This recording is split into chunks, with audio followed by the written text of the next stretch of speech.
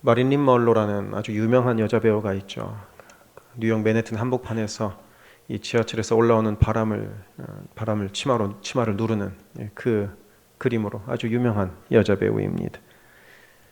또 세계적으로 가장 유명한 향수인 그 샤넬 넘버 5의 모델이 되기도 한 사람이 바로 이 마릴린 먼로입니다.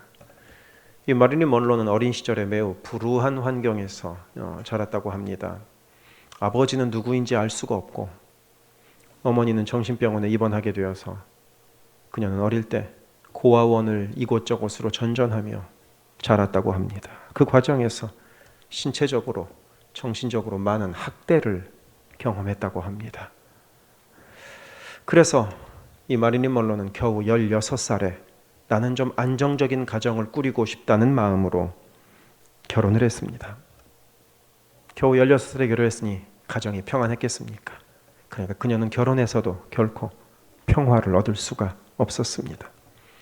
이름을 바꾸면 괜찮아질까 싶어서 자신의 본명인 노마 진이라는 이름을 버리고 마릴린 먼로라는 이름을 바꿔서 과거를 잊고 새로운 삶을 시작하고자 했지만 그 어떤 방법도 그녀의 불안함과 그녀의 외로움을 해결해 주지 못했습니다.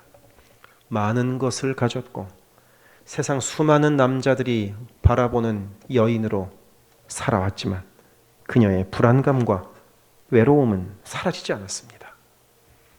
그래서 마릴린 먼로는 한 세대를 풍미한 최고의 여배우였지만 그녀는 겨우 1962년 겨우 36세가 되던 해에 수면제 과다 복용으로 스스로 목숨을 끊었습니다.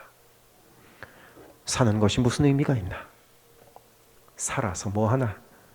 이런 허무주의가 그녀의 마음을 지배했던 겁니다. 사는 것이 뭐하나? 사는 게 무슨 의미가 있나? 이렇게 꼭 마릴린 먼로가 했을 법한 이야기가 신기하게도 성경에도 있습니다. 전도서 1장 2절은 이렇게 기록되어 있습니다. 전도자가 이르되 헛되고 헛되며 헛되고 헛되니 모든 것이 헛되도다. 그 정말 인생 헛됩니다. 많은 것을 이룬들 무엇할 것이며 많은 재물을 쌓아놓은들 그거 가져갈 수도 없습니다. 그래서 이 전도서 1장 2절 말씀만 보면 이 전도서는 마치 인생의 허무함을 노래하는 것 같습니다. 혹시 우리 안에도 이런 마음 가지신 분 있으십니까? 인생 별거 없다. 살아봤는데 별 의미 없다.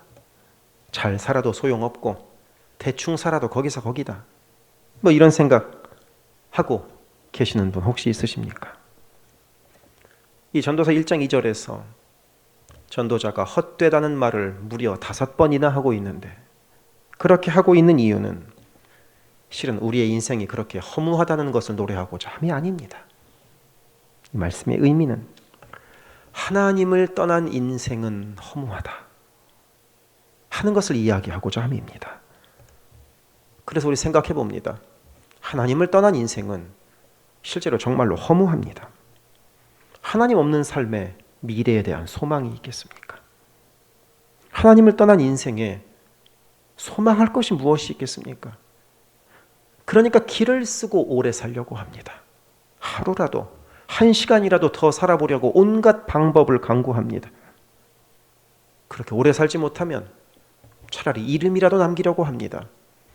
호랑이는 죽어서 가죽을 남기고 사람은 죽어서 이름을 남긴다죠. 노벨상을 다들 아실 겁니다.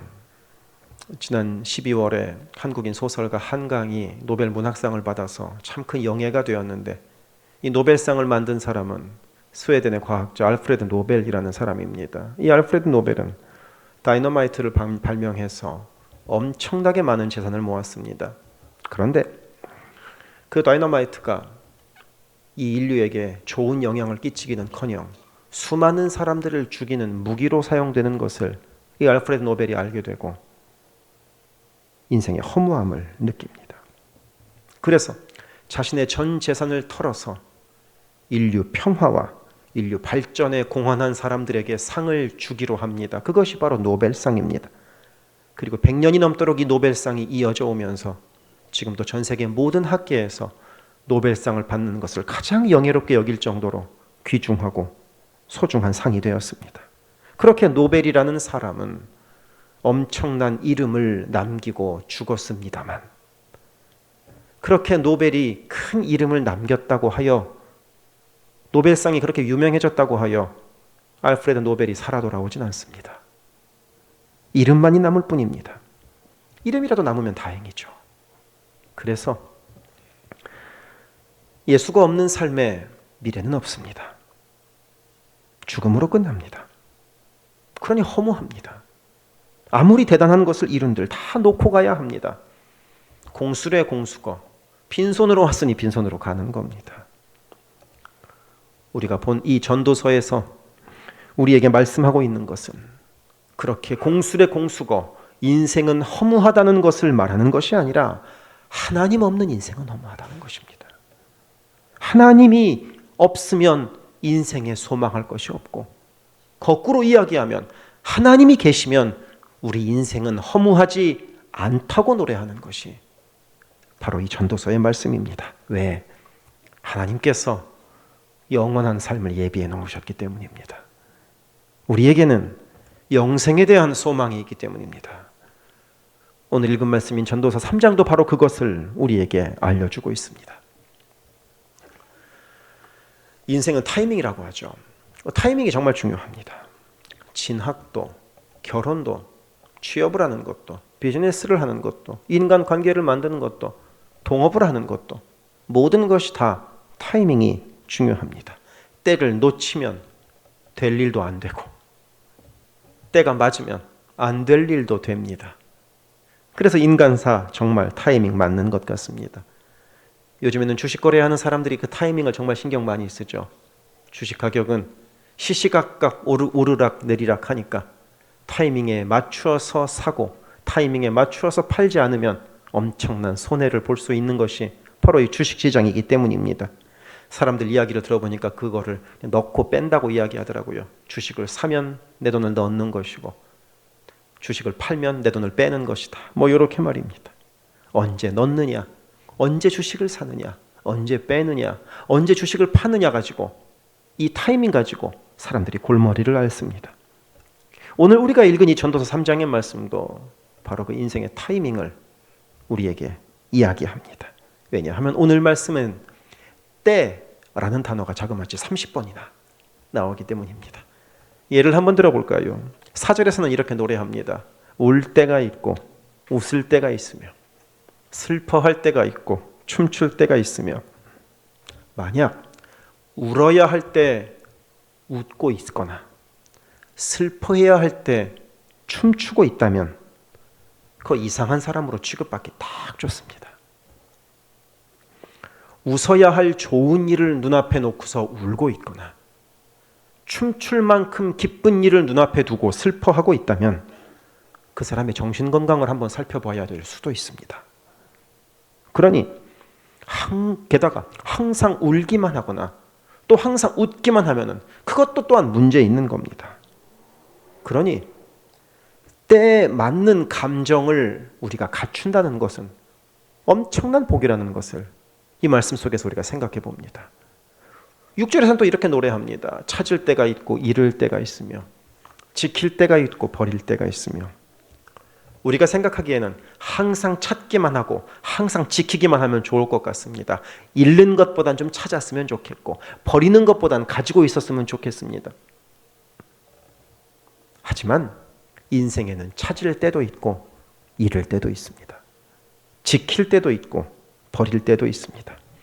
좋은 직장을 찾을 때도 있지만 그 직장을 잃어버릴 때도 있습니다. 그리고 그 과정에서 하나님의 인도하심을 우리는 깨달을 수 있습니다. 우리가 가진 믿음이야 항상 지키고 당연히 버리면 안 되겠지만 때로는 우리 인생에 지키지 않고 버려야 하는 순간도 있습니다. 더 좋은 것을 얻기 위하여 버릴 때도 있습니다. 더 좋은 집을 얻기 위하여 정들었지만 살던 집을 버려야 할 때도 있는 것이고, 더 좋은 것을 얻기 위하여 이전에 내가 좋아하고 즐기던 것을 버려야 할 때도 있는 것입니다. 모든 것을 다 움켜쥔다고, 모든 것을 다 가지고 있다고 하여 그 인생 그리 행복하지 않습니다. 이렇게 우리들의 삶에는 적절한 때가 항상 있습니다. 그런 때, 타이밍을 알려주는 오늘 말씀의 1절은 이렇게 우리에게 이야기합니다. 범사에 기한이 있고 천하 만사가 다 때가 있나니. 우리는 1절 말씀을 읽을 때 그렇구나, 인생은 타이밍이구나 라고 다시 한번 확인할 수 있습니다. 또 어떤 분들은 이 말씀을 보니 하나님께서 나를 위한 때를 다 예비해 놓으셨구나 하고 또한 생각할 수도 있습니다. 맞습니다. 하나님께서 다 우리를 위한 때를 예정해 놓으셨음을 우리는 믿습니다. 인생의 설계자이신 하나님께서 우리 인생의 때를 다 예비해 놓으셨음을 우리는 다 믿지 않습니까? 그 정도는 되니까 하나님 아닙니까? 그러니 오늘 말씀 11절에서 하나님이 모든 것을 지으시되 때를 따라 아름답게 하셨다고 노래하고 있는 것입니다. 하나님께서 우리 인생에 가장 적합한 때를 알아서 다 준비해 놓으셨다는 것입니다. 그것을 어떤 사람들은 예정론이라고도 부릅니다. 하나님이 다 예정해 놓으셨다 하고 말입니다. 그러니 그 하나님이 다 예정해 놓으신 것을 우리가 미리 알 수만 있다면, 그 하나님의 인도하심 계획을 우리가 미리 다 캐치할 수만 있다면 우리 인생 성공할 것도 같습니다. 그런데 재미있는 것은 이 3장 11절 말씀의 맨 마지막에 이렇게 기록되어 있는 것입니다. 그러나 하나님이 하시는 일에 시종을 사람으로 측량할 수 없게 하셨도다. 여기서 시종은 시작과 끝, 곧 순간을 말합니다. 하나님의 때를 사람에게 알려주지 않으셨다는 것입니다.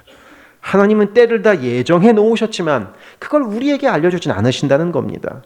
그리고 그러니 괜히 하나님의 때를 알려고 노력하지도 말라는 것입니다. 내가 언제 집을 사는 것이 하나님의 뜻입니까? 내가 언제 리타이어 하는 것이 하나님의 뜻입니까? 물어보았자 아무 의미 없다는 것입니다. 그러면 천하만사가 다 때가 있다는 이 말씀의 의미는 무엇인가 하면, 쉽게 이야기하면 우리의 모든 인생이 하나님의 손 안에 달려 있다는 뜻입니다. 우리의 인생을 하나님이 붙들고 계심을 기억하라는 것입니다. 그러니 어떤 상황이 되든, 어떤 순간이 찾아오든, 어떤 때가 되든 하나님께서 나를 굳게 붙들고 계심을 잊지 말라는 것입니다. 기쁜 일이 있다고 하나님 까먹지 말고, 힘든 일이 있다고 하나님께서 나를 버리셨다고 착각하지 말라는 것입니다. 우리 인생을 생각해 봅시다. 얼마나 굽이굽이 사연들이 많습니까? 인생 잘 풀리는 듯 하다가도 걸림돌에 걸리기도 하고, 매일매일 고생만 하다가도 사람 죽으란 법은 없구나 하는 말이 절로 나올 정도로 괜찮은 일이 벌어지기도 하지 않습니까? 그런 우리들의 삶을, 굽이굽이 흘러가는 우리들의 삶을 하나님께서 붙들고 계심을 잊지 말라는 겁니다. 내가 하나님의 때를 알 수 없을 뿐 하나님은 다 알고 계시기 때문입니다. 고진감래라는 사자성어가 있죠. 고진, 쓴 것이 다하면, 감래, 단 것이 온다는 말입니다. 고진감래. 그래서 이 고진감래의 뜻은 고난과 어려움이 지나면 달콤한 좋은 일이 있다. 이것이 바로 고진감래의 뜻입니다. 불행한 시간 지나면 결국 그 다음에는 행복해진다고 말입니다. 하지만 우리는 불행한 순간 같아 보이는 때에도 행복할 수 있습니다. 쓴 것이 지나야만 단 것이 오는 것이 아닙니다. 고통이 지나야만 행복이 오는 것이 아닙니다. 우리의 삶에 닥치는 어려움은 우리가 우리들의 손으로 통제할 수 없는 것이 참으로 많습니다. 건강이 나빠지는 것을 내 힘으로 통제할 수 있습니까? 건강은 열심히 관리해야겠지만 갑자기 생기는 병을 내가 어떻게 통제할 수가 있습니까? 경기가 나빠지는 것을 내 능력으로 통제할 수가 있습니까? 불가능합니다. 내 힘으로 안 되는 것이 너무나 많습니다. 하지만 우리는 어려움 가운데 있어도, 쓰디쓴 순간을 보낼 때에도 어려움과 더불어서 어려운 순간에도 우리는 행복할 수 있습니다. 어떻게 하면 되냐면 이 전도서 3장 13절 말씀을 기억하는 겁니다. 사람마다 먹고 마시는 것과 수고함으로 낙을 누리는 그것이 바로 하나님의 선물인 줄도 또한 알았도다. 우리가 살고 있는 이 땅의 순간순간이 하나님 주신 선물임을 우리가 깨달으면 됩니다. 오늘 하루의 삶이 하나님이 나에게 선물처럼 주신 것임을 알면 됩니다. 궁핍해도 오늘 하루를 하나님께서 선물로 주셨음을 깨달으면 감사할 수 있는 것이고, 마음 힘들고 어려워도 오늘 이 순간을 하나님이 나한테 선물로 주셨다고 믿으면 감사할 수 있는 겁니다. 그러니 사랑하는 성도 여러분, 하나님이 우리들의 매 순간 매 순간을 선물로 주셨음을 우리가 잊지 않기를 바랍니다. 그래서 저를 한번 따라서 이렇게 이야기해 봅시다. 다 하나님의 선물입니다. 이런 고백이 우리 가운데 있기를 바랍니다. 그리고 하나님은 우리 인생에 꼭 그렇게 편하고 좋은 길만 주시는 것은 당연히 아닙니다. 하나님은 때로는 우리 인생에 고생도 시키시고, 때로는 우리 인생의 가시밭길을 지나가게 하실 수도 있습니다. 그것이 하나님의 우리를 향한 사랑의 방식입니다. 그것이 하나님의 사랑의 스타일인 것입니다. 그래서 오늘 말씀 10절은 이렇게 노래하고 있습니다. 하나님이 인생들에게 노고를 주사 애쓰게 하신 것을 내가 보았도다. 하나님이 사랑하시는 사람에게 노고, 어려움과 고통을 주시는 것은 당연하다는 것입니다. 우리의 삶의 어려움과 고통은 반드시 찾아온다는 겁니다. 문제 없는 인생, 어려움 없는 인생은 없다는 겁니다. 중요한 것은 그 문제와 어려움을 내가 어떻게 받아들이느냐, 이것을 하나님의 손길로 받아들이느냐 아니면 저주로 받아들이느냐, 내가 어떻게 받아들이느냐의 문제라는 것입니다. 한 4년 전에 여러분과 나누었던 이야기 하나를 다시 한번 해드리고자 합니다. 예전에 섬기던 교회 이야기입니다. 예전에 섬기던 교회에서 한 여자 집사님이 두 딸을 가지고 계셨는데 그 중에 둘째 딸이 암에 걸렸습니다. 시집간 젊은 둘째 딸이었습니다. 그래서 이 시집간 딸도 같은 교회를 섬겼기 때문에 저는 그 암이 어떻게 진행되고 있는지를 잘 알 수 있었습니다. 정말 심각하게 몸이 안 좋아져 갔습니다. 간에서 시작된 암은 온몸으로 전이가 되었거든요. 그래서 1년의 투병 기간 동안 어쩔 수 없이 이 어머니는 이 딸의 병간호를 위하여 병원에 거의 살다시피 하면서 이 딸을 돌보았습니다. 그리고 그 기간 동안 어쩔 수 없이 남편은 집에 혼자 지낼 수밖에 없었습니다. 그러던 도중 이분이 청천벽력과도 같은 소식을 듣게 되었습니다.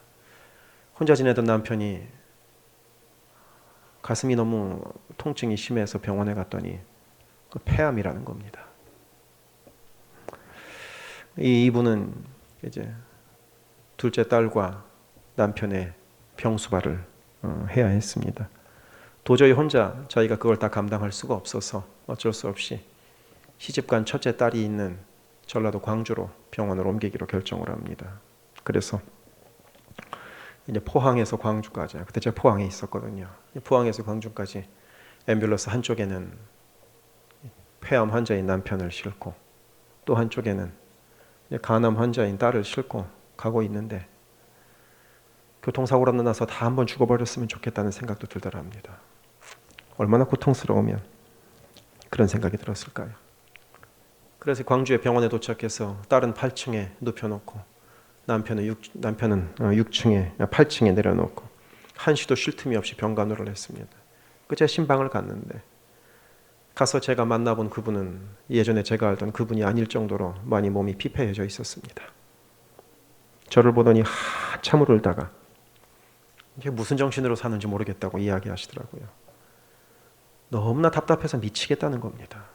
너무나 답답한데 할 수 있는 것이라고는 하나님한테 하는 것밖에 없기 때문에 이제 병원 안에 있는 교회에 가서 우두커니 앉아 있다가 왔답니다. 뭐 기도가 나왔겠습니까? 무슨 기도가 나오겠습니까? 3달쯤 지난 후에 이 둘째 딸이 먼저 천국에 갔습니다. 참 가슴 아픈 장례였습니다.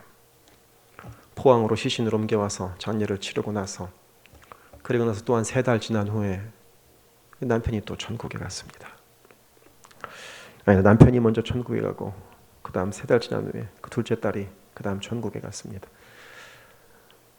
이렇게 가슴 아픈 장례가 있나 싶을 정도로 장례를 인도하는 내내 참 힘들었던 그 기억이 있습니다.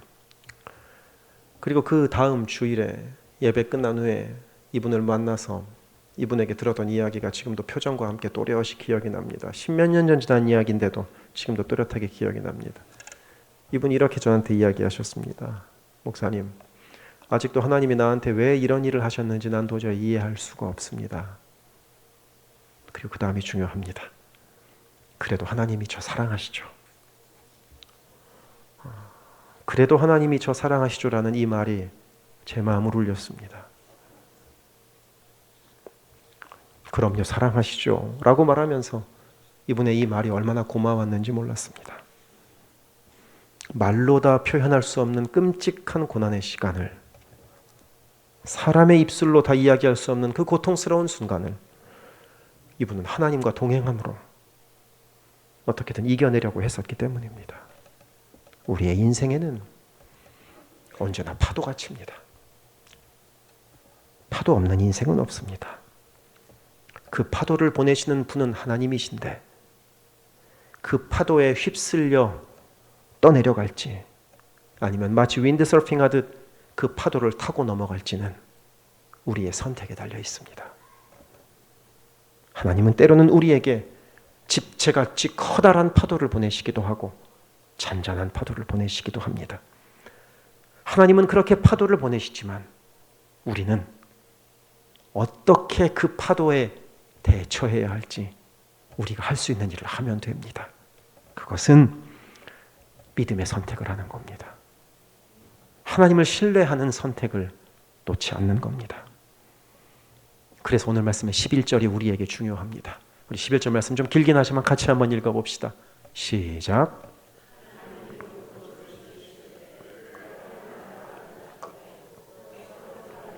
영혼을 사모하는 마음을 주셨느니라. 그러나 하나님이 하시는 일의 시종을 사람으로 측량할 수 없게 하셨도다. 우리 인간은 항상 타이밍, 때를 생각합니다. 지금이 그때냐, 이게 그때냐, 하나님 내가 이때에 이렇게 해야 합니까? 우리는 온통 때를 묻습니다. 우리는 온통 타이밍을 묻습니다. 지금 무슨 선택을 해야 되냐고 묻습니다. 하지만 이 말씀이 우리에게 알려주는 것은 정작 우리에게 중요한 것은 타이밍, 곧 때를 구하는 것이 우리에게 중요한 것이 아니라 영원을 사모하는 것이 우리에게 중요하다 하고 말씀하십니다. 때를 찾는 인생이 아니라 짧디 짧은 유한한 인생에서 이때저때 찾다가 고민에 빠져 사는 인생이 아니라 영원한 천국의 삶을 소망하는 우리가 되어야 한다는 것입니다. 케네디 대통령이 대통령으로 재직 시절에 국가조찬 기도회 때 빌리 그레엄 목사님이 영원을 준비하라 라는 제목으로 설교를 했다고 합니다. 케네디 대통령이 그 설교를 참 은혜롭게 잘 들었던지 설교 후 케네디는 다음 기회에 저에게 이 영원에 대해서 한 번 더 이야기를 좀 해주셨으면 좋겠습니다 라고 이야기를 했습니다. 그러자 빌리 그레엄 목사님은 이렇게 답을 했습니다. 다음은 없습니다.